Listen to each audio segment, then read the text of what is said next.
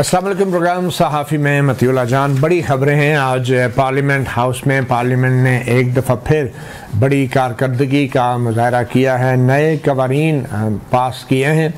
कौमी असम्बली में ये कवानीन पास हो चुके हैं और सेनेट में कल यही कवानीन पास होने हैं। उनमें सबसे अहम सुप्रीम कोर्ट और इस्लामाबाद हाई कोर्ट में जजों की तादाद में इजाफ़ा है। सुप्रीम कोर्ट में जजों की तादाद 17 से 34 करने का बिल कौमी असम्बली से मंजूर किया गया है और इसी तरह इस्लामाबाद हाई कोर्ट में 9 से 12 जजेस की तादाद करने का बिल मंजूर किया गया। अब ये बिल सेनेट में जाएंगे। इसके अलावा कुछ और कवानीन भी मंजूर किए गए हैं जिनमें पहले ही इंसदाद दहशतगर्दी एक्ट में तरमीम की गई है, जिसमें अफवाज पाकिस्तान खुफिया इदारों को ये अख्तियार दिया गया है कि वो 3 महीने के लिए शक की बिना पे किसी भी शख्स को अपनी हिरासत में ले सकते हैं, तहवील में रख सकते हैं और उसके बाद फिर आइन के मुताबिक जो मुनसफाना ट्रायल का बुनियादी हक है उसकी सहूलियात भी किसी भी ऐसे मुल्ज़िम को दस्तयाब होंगी।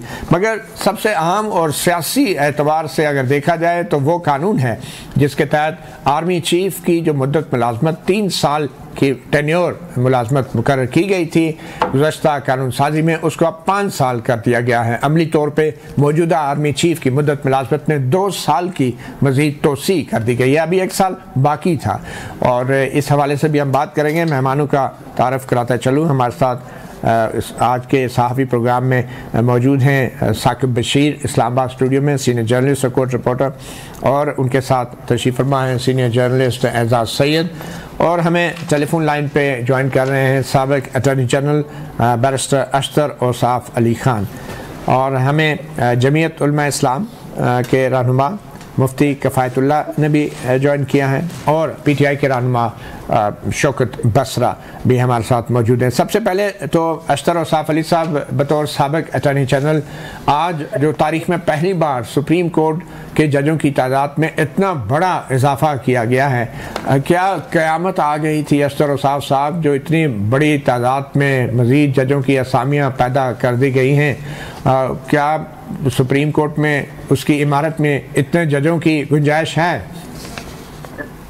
क़यामत के तो आसार थे और क़यामत ही की बात है जब आपका इंडेक्स के ऊपर 140 में से 139 या फिर 138 पे 129 की बात हो रही सर। तो ये बात तो ये है कि ये क़यामत के आसार ही तो है कि एक जज के पास जो है वो 8 से 10 मिनट हो केस को डिसाइड करने के लिए। तो यही तो चीजें हैं जो इंसाफ की फराहमी में हर्डल्स बने हुए थे। और सिर्फ ये सुप्रीम कोर्ट की बात नहीं है, आप हाई कोर्ट में देख लीजिए, आप डिस्ट्रिक्ट जजेस को देख लीजिए, आप सिविल जजेस को देख लीजिए, इनकी आसामियां बहुत कम हैं और ये आसामियां जो है ये बढ़ानी चाहिए। इनके लिए इंफ्रास्ट्रक्चर चाहिए, इनके लिए उनके जो ममदू और उनके जो रीडर्स और बाकी लोगों की ये सब देखिए। आप अपने बजट को देखे आपने कि आप वो कितना मुख्तस करते हैं एक्सेस टू जस्टिस के लिए पैसे, आप कितने पैसे मुख्तस करते हैं हेल्थ के लिए, एजुकेशन के लिए। तो this is a wake up call sir.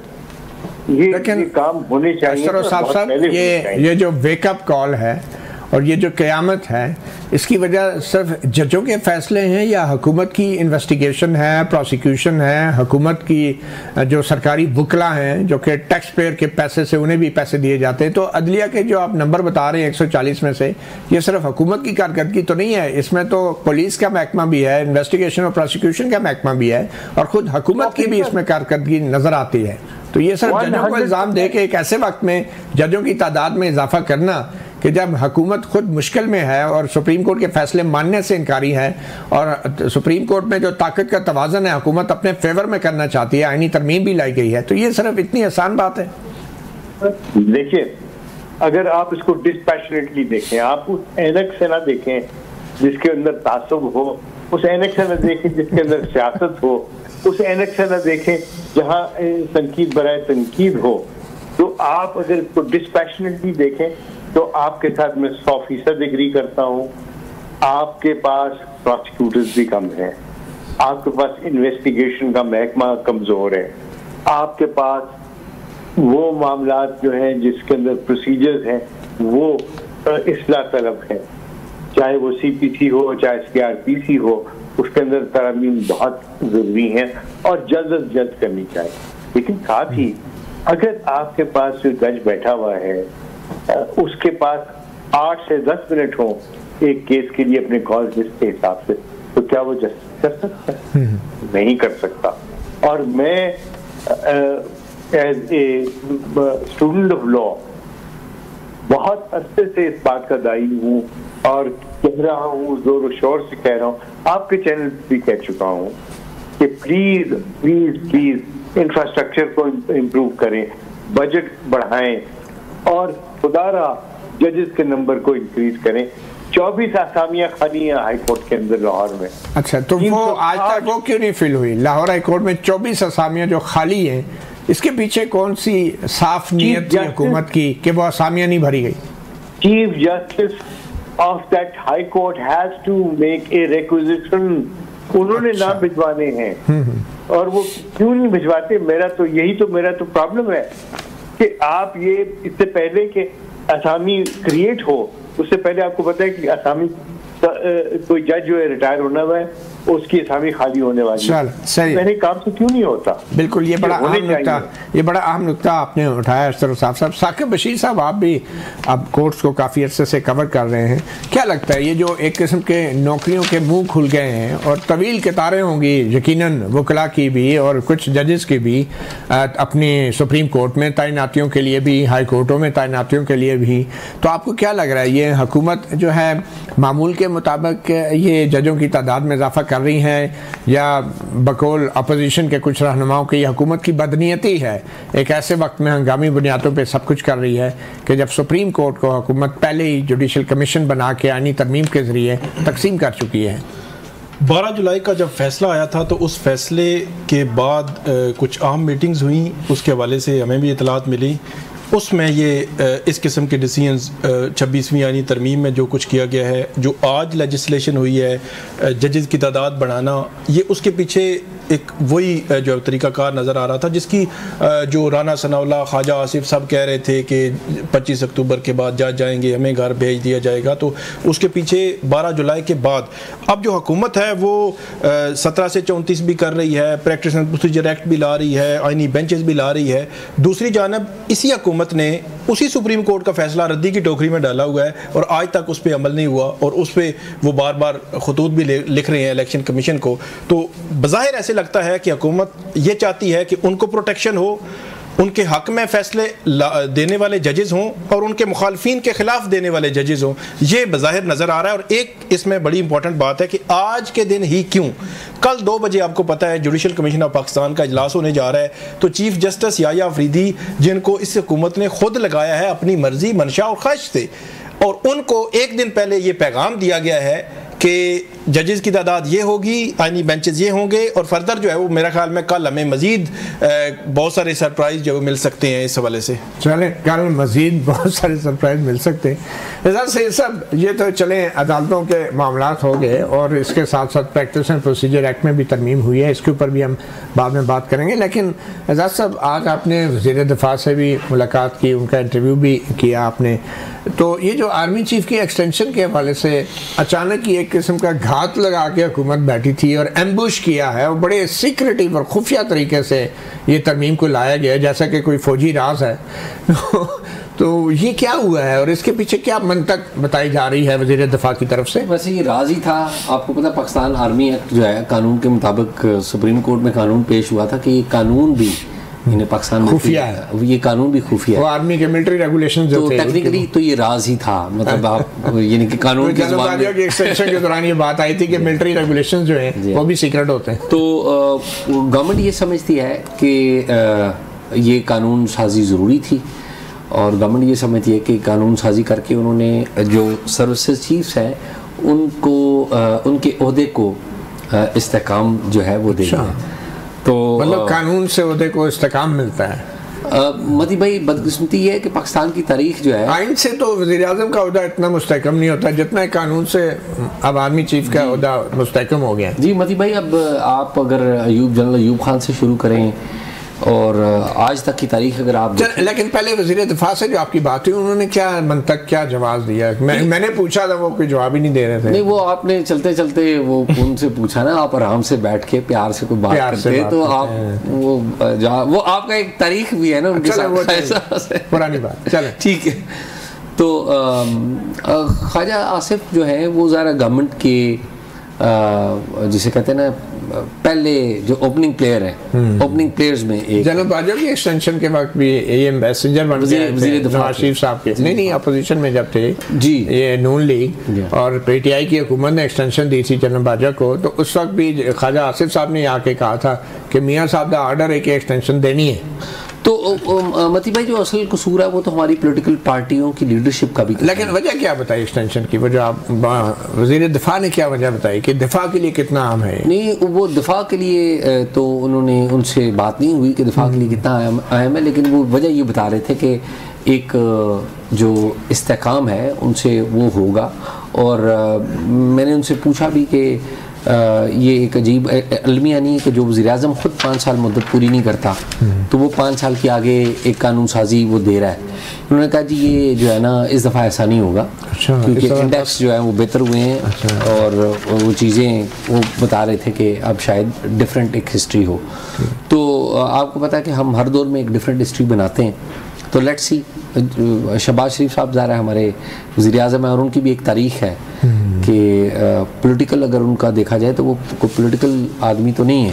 आपको याद हो कि शुरू में जनरल आसिफ नवाज जंजुआ साहब ने पहले दफ़ा कहा था मियाँ शरीफ साहब को कि इनको वज़ीर-ए-आज़म बना दें, तो फिर उसके बाद फिर जनरल जो मुशर्रफ हैं उन्होंने भी कहा था कि जो प्राइम मिनिस्टर हैं नवाज शरीफ की बजाय वो शहबाज शरीफ को बना। तो वो आप देख लें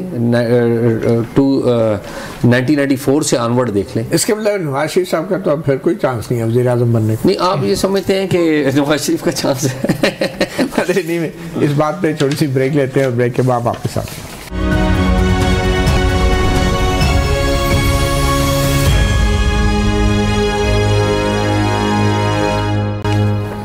वेलकम बैक। सहाफ़ी प्रोग्राम में हमें ज्वाइन किया मुफ्ती किफ़ायतुल्लाह ने, जमीयत उलमा इस्लाम के रहनुमा हैं, और शौकत बसरा पाकिस्तान तहरीक इंसाफ के रहनुमा हैं। मुफ्ती किफ़ायतुल्लाह साहब, आज मौलाना फजलुर रहमान ने प्रेस कॉन्फ्रेंस में बड़ा ज़बरदस्त ऐलान किया है। उन्होंने कहा है कि जो इंसदाद दहशतगर्दी एक्ट में जो तरमीम की गई है उसमें जो 3 माह के लिए ज़ेर हिरासत रखने का फ़ौज को अख्तियार दिया गया और खुफिया इदारों को मशकूक अफराद को उसको वो चैलेंज करेंगे।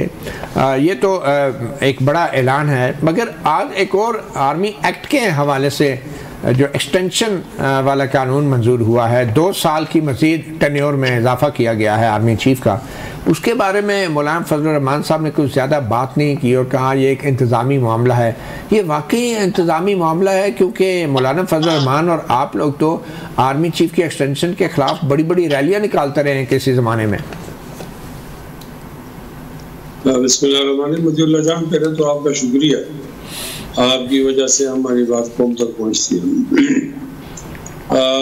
बुनियादी तौर पर तो हम किसी भी तोसी और एक्सटेंशन के खिलाफ होते हैं ना, वो कोई भी ओहदा हो, चाहे वो इंतजामी ओहदा हो, चाहे वो आईनी ओहदा हो।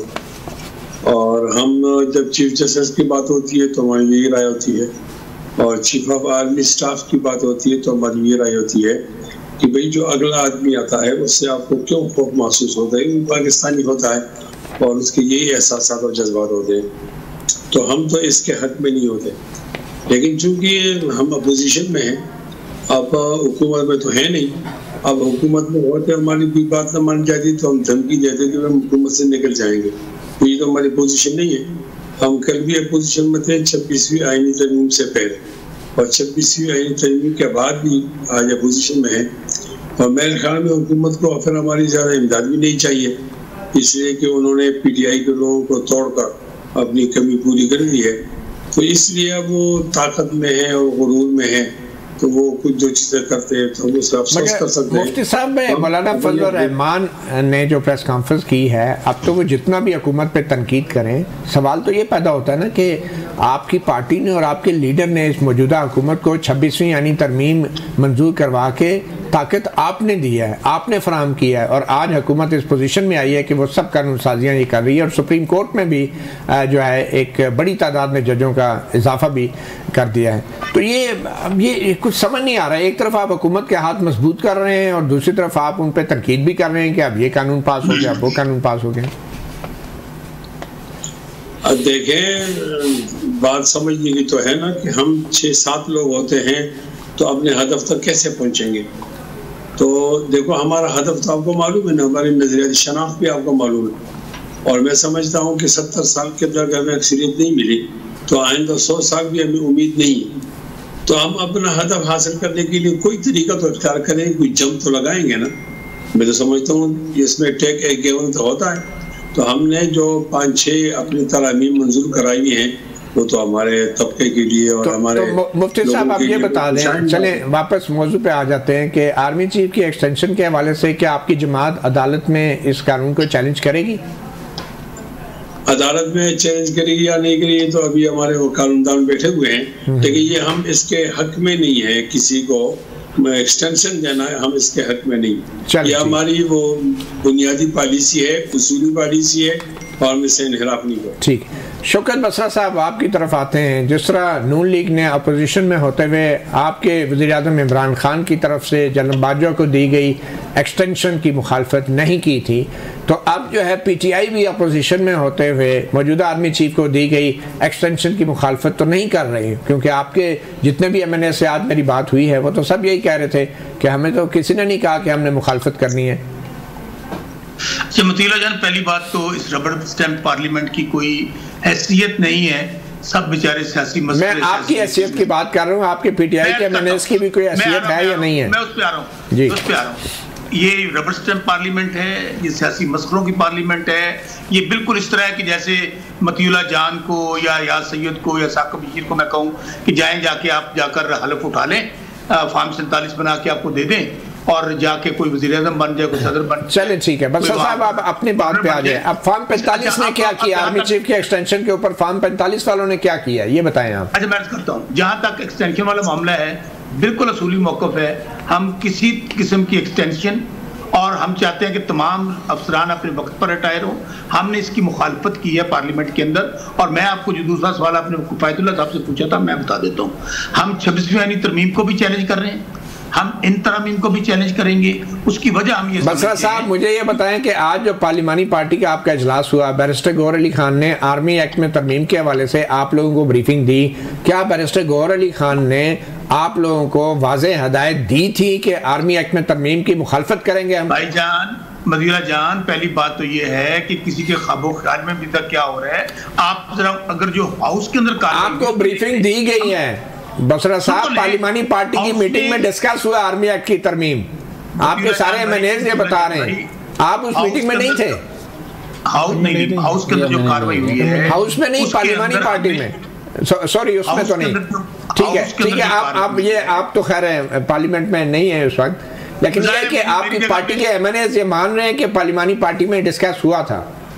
अच्छा, हुआ होगा, लेकिन आपने on the floor of the house आपने देखा कि हमने ना उसको वोट नहीं दिया बल्कि उसकी मुखालफत की है।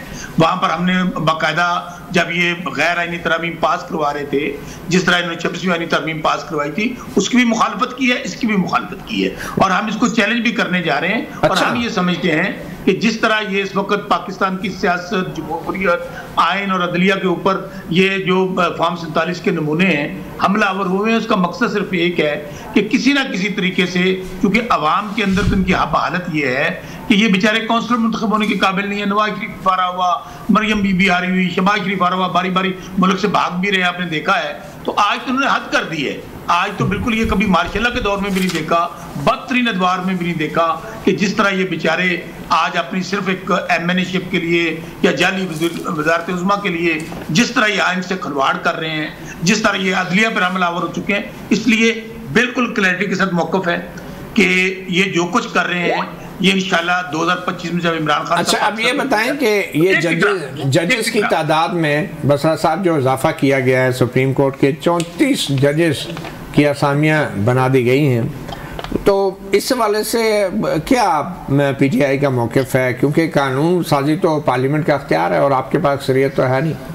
मतीला जान, 2025 में जब इमरान खान साहब मुल्क के वजीर आज़म होंगे, इन तमाम गैर आइनी तरमीम को हम ख़त्म कर देंगे। जहाँ तक आपने कहा कि ये 34 जजेस, तो इनको साथ ये भी तरमीम कर लेनी चाहिए थी कि मियाँ शहबाज शरीफ वजीर आज़म होते हुए चीफ जस्टिस भी बन सकते हैं आईनी अदालत के, या बल्कि मैं तो सुन रहा हूँ ये कैप्टन सफदर को, सलमान शहबाज को, और उधर से पीपल्स पार्टी जो है उनके जो मुलाजमीन हैं, जो उनके लोग हैं, उनको ये जजेस लगाना चाहते हैं। मुझे बताइए ना, ये जजेस लगा क्यों रहे हैं? कि क्या आप तो कवर करते हैं अदालतों को। काजी फाइज ईसा जो इस जाली निज़ाम का सबसे बड़ा सहूलतकार था, वो जिस अंजाम को पहुंचा, ये भी सब उसी अंजाम को पहुंचेंगे।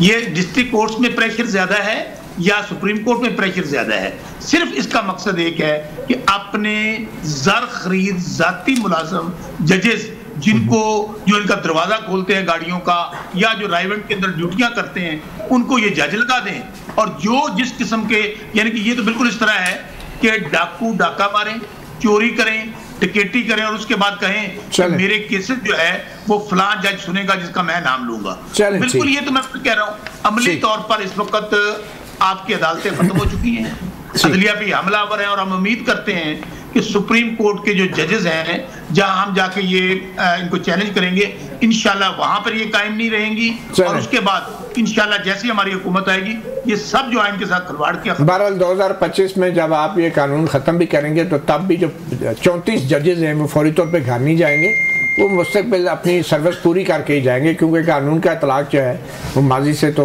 नहीं होता, आप खुद भी ये लोग मानते हैं। साकिब बशीर साहब, ये बताएं कि ये जो अब 34 जजेस सुप्रीम कोर्ट में अगर असामियाँ पैदा हो जाएंगी, सेनेट में भी ये मंजूर हो ही जाएगा बिल, और सदर ने अगर दस्तखत कर दिए तो असामियाँ पैदा हो जाएंगी। तो जब ये असामियाँ पैदा हो जाएंगी तो जुडिशल कमीशन का जो कल इजलास होने वाला है, मेरे ख्याल में सेकंड हाफ में होगा, कितना 2 बजे इजलास है, तो जुडिशल कमीशन का पहला काम जो है वो तो जजों की तैनातियाँ हो जाएगा। वो आईनी बेंच तो तब बनेंगे ना जब तैनात हो जाएंगे। तो इसका मतलब है कोई लिस्टें तैयार होगी और हंगामी बुनियादों पर कल ये जजेस भी, असामियाँ भी फिल हो जाएंगी। नहीं, एक तो बड़ा वाज़े है कि हाई कोर्ट्स में या सुप्रीम कोर्ट में जो जजेस की तादाद बढ़ाई जा रही है, या वहाँ पे जो अपॉइंटमेंट होनी है वो गवर्नमेंट थ्रू जुडिशल कमीशन करना चाह रही है और अपनी मेजॉरिटी के साथ करना चाह रही है। अब ये देखना होगा कि जुडिशल कमीशन ऑफ पाकिस्तान में हुकूमत की मेजॉरिटी रहती है या नहीं रहती। एक चीज़ जो प्रैक्टिस एंड प्रोसीजर वाली मैं यहीं पे ऐड कर देता हूँ, एक बड़ी इंपॉर्टेंट चीज़ है कि जो यहाँ पे जो क्वेश्चन होगा कि अपील, पिटीशन या रिव्यू ये कहाँ पे जानी है, ये डिटरमिन करेगा आईनी बेंच। मतलब ये सुप्रीम कोर्ट ने सुनना है या आईनी बेंच ने सुनना है, ये डिटरमिन करने का आईनी बेंच। उसमें आगे क्वेश्चंस दिए हुए हैं, फिर रजिस्ट्रार को कहा गया है कि आप सपोर्ट देंगे, ये वो सारा। फिर एक और आईनी बेंच करेगा या आईनी जजेस की कमेटी? सॉरी, आईनी जजेस की कमेटी, जजों की जो है 3 जजेस, मतलब फर्स्ट, सेकंड और थर्ड। मतलब ये अख्तियार सुप्रीम कोर्ट के जजों से ले लिया गया जी। तो मतलब जो पहले सुप्रीम कोर्ट के जजेस के सामने पेंडिंग केसेस हैं, वो स्पीकिंग ऑर्डर आईनी बेंच कहेगा कि ये केस इधर ले, ये केस नहीं आईनी बेंच में लेना है या जाना है सुप्रीम कोर्ट में। ये मतलब जजेस की कमेटी जो आईनी बेंच की जजेस की कमेटी वो तय करेगी। फिर प्रैक्टिस एंड प्रोसीजर एक्ट में Practice and Procedure Act for Supreme Court और Practice and Procedure Act for constitutional benches, ये दोनों के अलग अलग प्रैक्टिस एंड प्रोसीजर एक्ट जो है वो दे दिए गए हैं इसमें। अच्छा, तीसरी इंपॉर्टेंट चीज ये है कि फर्स्ट और सेकंड जो जज होगा, चीफ जस्टिस और सीनियर मोस्ट जज जो है वो उसमें शामिल होगा, और तीसरा जज जो है सीनियर मोस्ट कॉन्स्टिट्यूशनल बेंचेस का होगा जज। जस्टिस मुनीब नहीं होंगे, मतलब कम से कम अगर वो आईनी बेंचेस में नहीं आते तो वो इस कमेटी में नहीं होंगे। अगर वो कह रहे हैं कि अगर कॉन्स्टिट्यूशनल बेंचेस नहीं बनते तब तक 2 जज कमेटी होगी प्रैक्टिस एंड प्रोसीजर एक्ट की। तो आगे चलकर उन्होंने ये बात किया कि अगर कॉन्स्टिट्यूशनल बेंचेस में जो प्रैक्टिस एंड प्रोसीजर में ऑलरेडी कमेटी में मौजूद होंगे तो फिर नेक्स्ट कॉन्स्टिट्यूशनल बेंच का जज उसमें शामिल होगा। तो इस मामले में तो मुझे लगता है ये देखना, जो आईनी बेंचेस की जजेस कमेटी है, 3 सीनियर आईनी बेंच के जजेस की, उसमें सुप्रीम कोर्ट का कोई जज नहीं है जी, जबकि सुप्रीम कोर्ट की जो जजेस की कमेटी है उसमें आईनी बेंच का एक जज है। बिल्कुल, ये बड़ा तो इसका मतलब है जो आईनी बेंच का सबरा है उसको ज्यादा पावरफुल, वो चीफ जस्टिस ऑफ पाकिस्तान से ज्यादा पावरफुल होगा। बिल्कुल, और आईनी बेंच का और रजिस्ट्रार को कहा गया है कि आप अलग से उनके लिए जो है वो एडमिनिस्ट्रेटिव और सेक्रेटेरियल जो सपोर्ट है वो कॉन्स्टिट्यूशनल बेंचेस को आप देंगे। रजिस्ट्रार को अलग से कह दिया गया है 2 रजिस्ट्रार हो, अब रजिस्ट्रार भी 2 होंगे।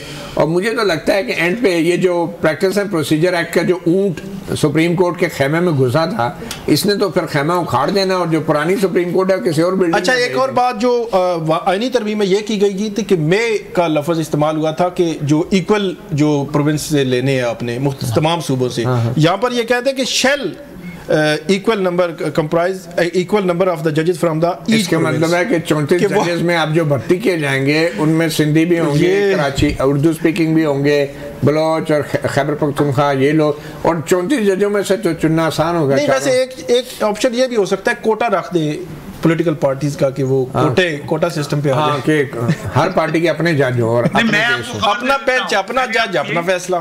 ठीक है, मैं बसर साहब मैं आपकी तरफ आऊंगा, एक छोटी सी ब्रेक लेंगे और ब्रेक के बाद फिर वापस आ रहे। वेलकम बैक सहाफ़ी प्रोग्राम में। एजाज सईद साहब, आपके नज़दीक हुकूमत क्या चाह रही है? एक तरफ आर्मी चीफ को 2 साल के लिए मज़ीद एक्सटेंशन दे दी गई है, दूसरी तरफ सुप्रीम कोर्ट के अंदर भी एक अजीब नया केओटिक सिचुएशन होगी है। 34 जजेस बनाए जा रहे हैं, आइनी बेंचेस को ज़्यादा ताकतवर किया जा रहा है, आइनी बेंच के सरबराह को ज़्यादा ताकतवर किया जा रहा है। तो आपको क्या लगता है कि इस सारी सिचुएशन के अंदर जो पीटीआई के बारे में कहा जा रहा था कि वो इस्टेब्लिशमेंट के साथ कोई राब्ते कर रही है या कोई मुज़ाकरात हो रहे हैं या कोई डील हो रही है, तो आपको लगता है कि अब पीटीआई जो है वो एक्सटेंशन के मामले पे जिस तरीके से उसने एक किस्म का बड़ा मुबहम सा रद्द-ए-अमल दिया है, इसमें कोई पीटीआई को फ़ायदा भी होगा, कोई डील के भी इम्कान नज़र आ रहे हैं? मती भाई, बात यह है कि अनफॉर्चुनेट हकीकत यह है कि पाकिस्तान में कोई डेमोक्रेसी तो उस तरह से आइडियल नहीं है। ये जिस तरह के इलेक्शंस 18 में हुए हैं या जिस तरह के इलेक्शन 2024 में हुए हैं, उसके नतीजे में जो पार्लियामेंट आई है या जो पार्लियामेंटेरियंस आए हैं, चाहे वो पीटीआई के हैं, चाहे वो नून लीग के हैं, चाहे वो किसी पीपल्स पार्टी के हैं, किसी भी जमात के हैं, उनके ऊपर एक सवालिया निशान तो है।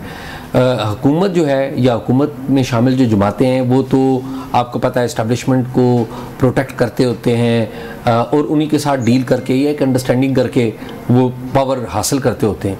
लेकिन प्रॉब्लम ये है कि यहाँ पर जो अपोजिशन है इसकी भी जो लीडरशिप है वो कॉम्प्रोमाइज्ड है। जितने भी अपोजिशन के बड़े नाम लें, अपोजिशन लीडरशिप के नाम लें, तो वो किसी न किसी जगह पर ज़्यादातर जो लोग हैं वो राब्ते में हैं और वो उन्हीं के कहने के ऊपर अपनी पार्टी स्ट्रेटजी को डिवाइस करते हैं। अब ये तो उन लीडर्स की बात हो गई जो कि जेल से बाहर हैं, पार्लियामेंट में हैं या पार्लियामेंट से बाहर हैं, लेकिन कुछ जो लीडर अंदर हैं, मिसाल के तौर पे बानी पीटीआई अंदर है, उनकी अहलिया अंदर थी, तो ये भी इनकी ख्वाहिश भी अल्टीमेटली क्या है?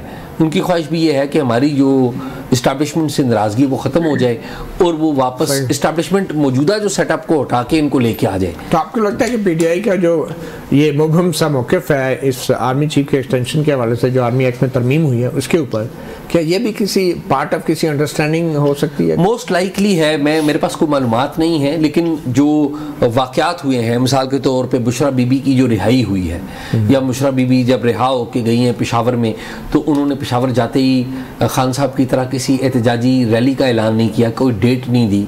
फिर जो अली अमीन गंडापुर जो बुशरा बीबी कोई पॉलिटिकली इतनी एक्टिव तो है, लेकिन ज़ाहिर पार्टी की वो पार्टी इजलास भी नहीं है, वो तो कुलसूम नवाज भी कोई पार्टी ओहदेदार नहीं थी जब नवाज शरीफ, आपको पता है, उनका तो फैमिली में रन्स इन द फैमिली ना, कि मरियम है, हफ्जा है, शहबाज शरीफ है, लेकिन ये भी इमरान खान का तो ये क्लेम है ना कि उनकी फैमिली मेंबर कोई भी पॉलिटिकल तो इमरान खान साहब के कहने के ऊपर ही तो उन्होंने पार्टी इजलास की सदारत की है। वो इमरान खान से पूछे बगैर तो नहीं, कौन से इजलास की? जो खैबर पख्तूनख्वा में जब रिहा होके गई हैं तो उन्होंने पार्टी की इजलास की है। आप कह रहे हैं कि ये जो कानून साजियाँ आज हुई हैं इसके बाद पीटीआई और एस्टेब्लिशमेंट में राब्ते बेहतर होंगे? नहीं, मैं एक और बात को भी आप बता देता हूँ कि जो बानी पीटीआई हैं वो खामोश हैं।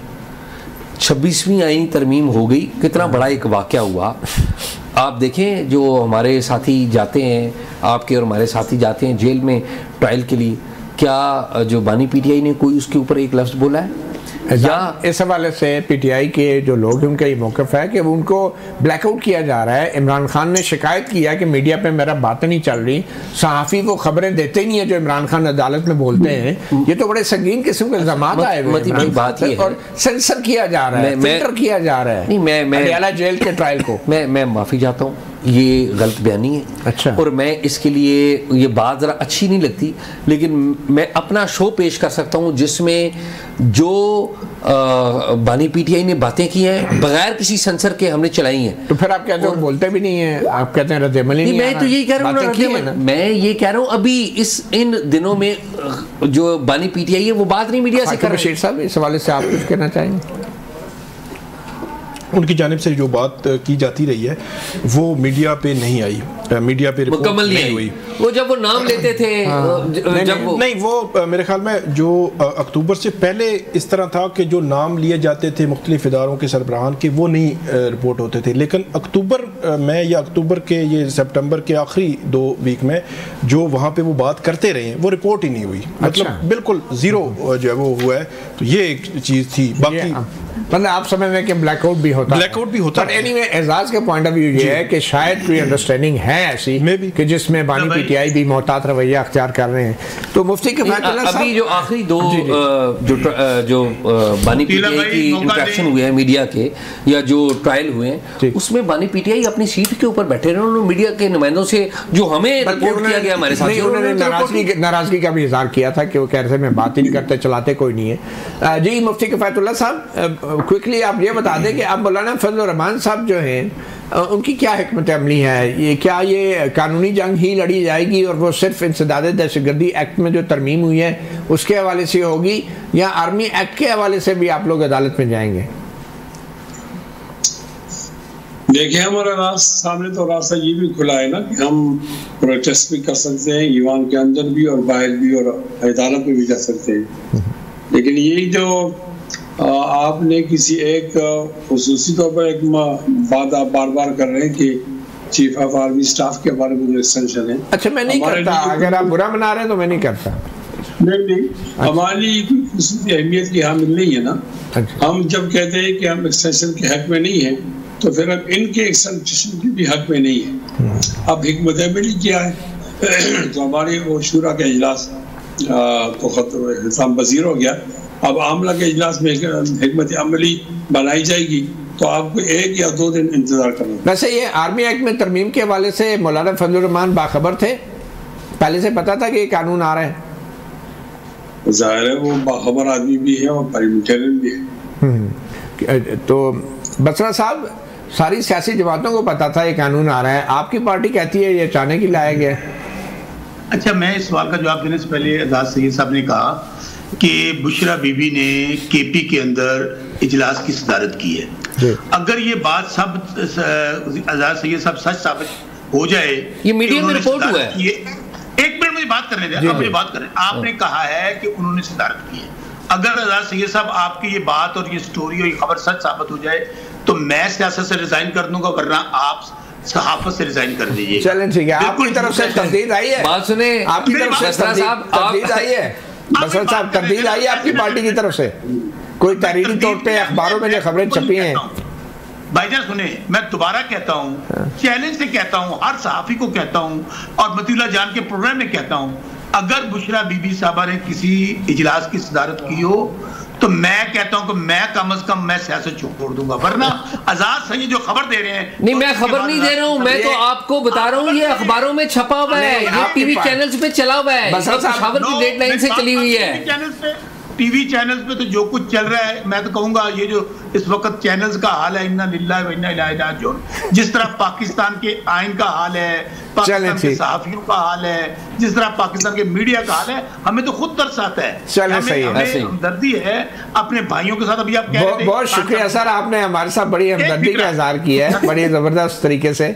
लेकिन साकिब बशीर साहब क्विकली, अभी टाइम क्योंकि थोड़ा है, मुझे ये बता दें कि जजों की तादाद में जो इजाफा हो रहा है तो आपको नहीं लगता वकला तहरीक जो है वो तो आप सारे वकील अपनी अपनी सीवियाँ लेके नौकरी की दरख्वास्तों के साथ खड़े होंगे वज़ारत कानून के बाहर, क्या होगा इसका? नहीं ये असर तो होगा। सुप्रीम कोर्ट बार के जो इलेक्शंस थे उसमें भी ये खबर आई थी, इतलात आई थी कि कुछ सीवीज जो है वो ली गई हैं, तो डेफिनेटली ये तो high court, Lahore high court में ऑलरेडी 24-25 हैं, Peshawar high court, Sindh, Balochistan, Islamabad high court में सामिया खालियाँ, अब सुप्रीम कोर्ट में भी अगर, और डायरेक्ट भी हो सकता है, अब डायरेक्ट भी भर्ती हो सकती है, तो इसलिए इसका असर बिल्कुल आएगा।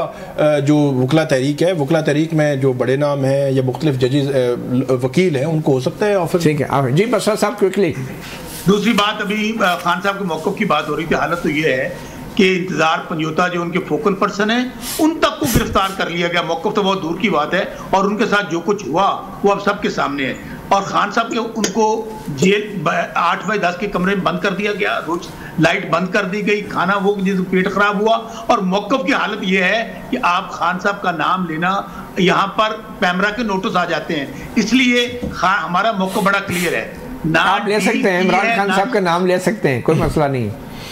और मेरी बात तो सुन ले, अभी तो मैं जब जाते थे चैनल्स में, जब खान साहब का नाम लेते थे तो बाकायदा वो उसके ऊपर वो लग जाती थी, टोन लग जाती थी, टू टू टू टू टू। इसलिए खान साहब ना हम डील करेंगे ना डील करके आएंगे।